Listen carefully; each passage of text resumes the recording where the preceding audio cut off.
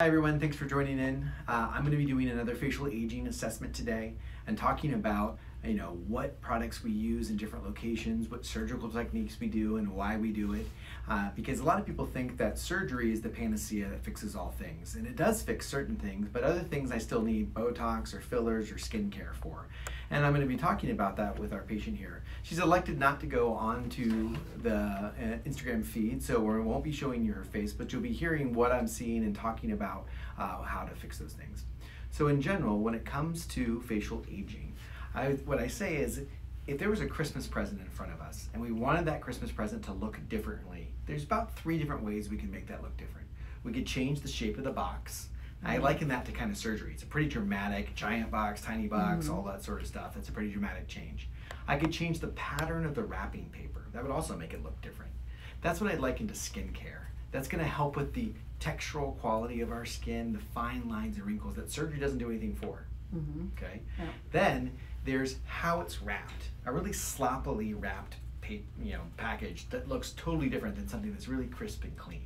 And those are the kind of effects that like Botox and fillers can have, where it's, I call subtly dramatic, right? A really nice, crisp and clean package looks a lot better than one that's just kind of thrown together with, duct tape. Yeah. Okay? Definitely. Okay. So when it comes to those 3 things, skincare, Botox and filler, and surgery, the surgery is going to help us with the shadows, okay? It's going to help us with the lines, like on our neck. Right. So the 3 surgeries that I do most commonly for facial aging are going to be a facelift, which usually freaks most people out when you say that. So we can call it something less, like a cheek and neck lift. Yeah. But my focus is on your jawline and your neck. I know we talked a tiny bit before you came in on the camera about that's your main complaint. Right. So I generally do facelifts on people in their mid-50s to early 60s. And the reason why is if you do it on people a lot earlier than that, you kind of used your magic bullet too soon. Yeah, and if you do it on people later than that, all of those lines that are coming down near the marionette line then get pulled sideways and you have that wind tunnel look. Okay, I've seen that. Yes. Yep. And so that's of someone who's gotten a facelift at too late of an age. Now you've done things throughout your life to try and maintain your facial aging, and I'm looking at you, you look like you have. You don't look fake, but you look like you've cared about your appearance. Right. You have good structure through your cheeks, so all that money that you invested over the years in the filler to your cheeks has really helped you. Okay? But you're correct in that you're kind of at the age and you're kind of at the stage in your life where it's time to do something that's a little bit different because the areas that bother you the most don't really work well with Botox or filler, and that's neck and mostly the jowline for somebody in her 60s. I do fillers all the time along the jawline for younger patients, like in your late 40s, early 50s, to help stave off that facelift.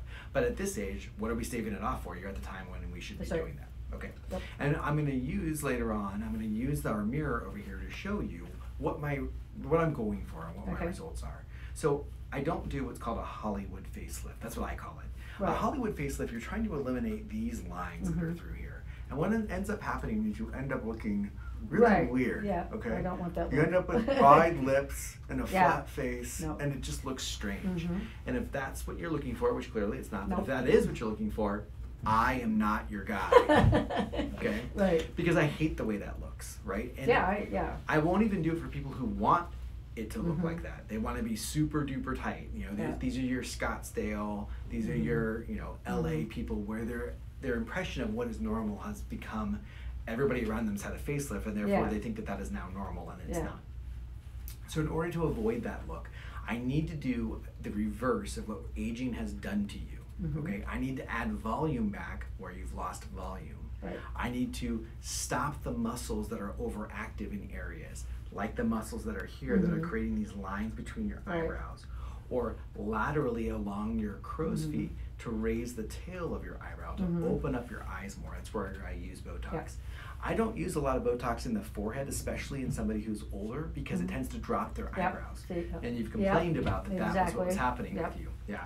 In general, a lot of Botox practitioners, they inject up and over the brow because of that muscle. Yet I do Botox, and yet when I try to make that face where I make, I can't really do it because I've paralyzed these muscles. Yet I haven't lowered my eyebrow because I've injected here on myself and laterally. And that's the type of injection pattern that there really isn't a substitute for. even if I do a brow lift to lift the tail of your eyebrow up and out of the way, right? Like we were talking about a little bit, it's not going to stop these lines from forming that are through here. Yeah. Okay? Yeah. The other thing that happens with aging is our lip looks like it gets longer. So when we're talking, you should be able to see the majority of someone's incisors, right? And I'm watching you as you're talking. I can't see yours. I know. Okay? Yeah. And so what happens is we lose bone and fat in our face as we get older.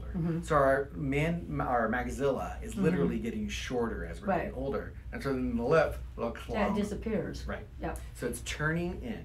And I can see that you've had lip filler before. Right. Yep. And that's good at leaving you with the structure in your lips, but it hasn't corrected the inward turning of your lip.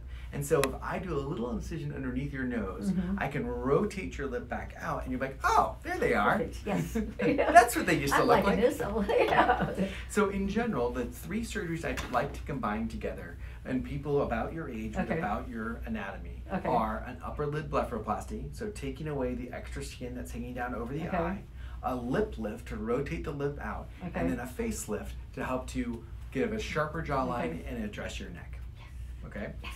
That's my surgical plan is going to be for you. From a filler and Botox perspective, I would want to use Botox centrally to your glabella and Botox to your crow's feet to help to open up your eye. And that's going to give that skin somewhere to go as well. From a filler perspective, I generally use fillers a lot in the cheeks. You've had that, so I don't look at your cheeks and think that you need a lot. You could use a tiny bit more right underneath your eye because you have a little bit of what's called a tear trough deformity.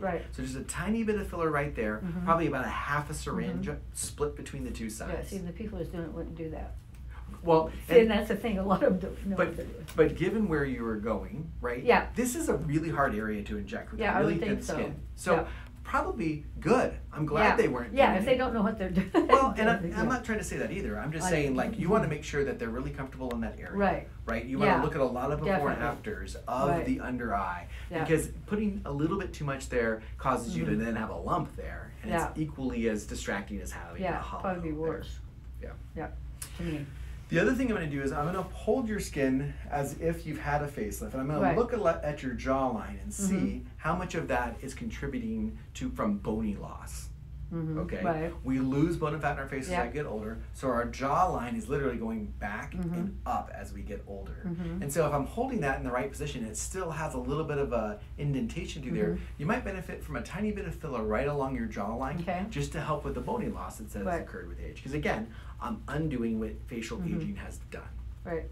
The other thing you would definitely benefit from is some sort of resurfacing of your skin. Okay, and for that, like we talked about with the presents, surgery is not going to fix that textural quality to your skin. What are you currently doing for skincare? Okay, what I'm using right now is the crepe erase or whatever. Is that what that's called? I don't know. I haven't heard of that one. Well, it's, I don't know. But it's Is it over the counter? No, it's a dermatologist. He was on the doctors or whatever. And stuff, and he does this or whatever, and a friend started using it. I've used Cell XC. I love that stuff. I can't think of that one stuff. I went to a gal, I would say probably 20 years ago, that started her own business, and she started me on all this stuff. And does any of your products have retinol in it? No, I don't use any retinol. Retin-A? No, I don't use any of that. Why? Because most of the stuff that it has doesn't have it in it. And I'm trying to think if there is one that, I can't think what that little jar is, but.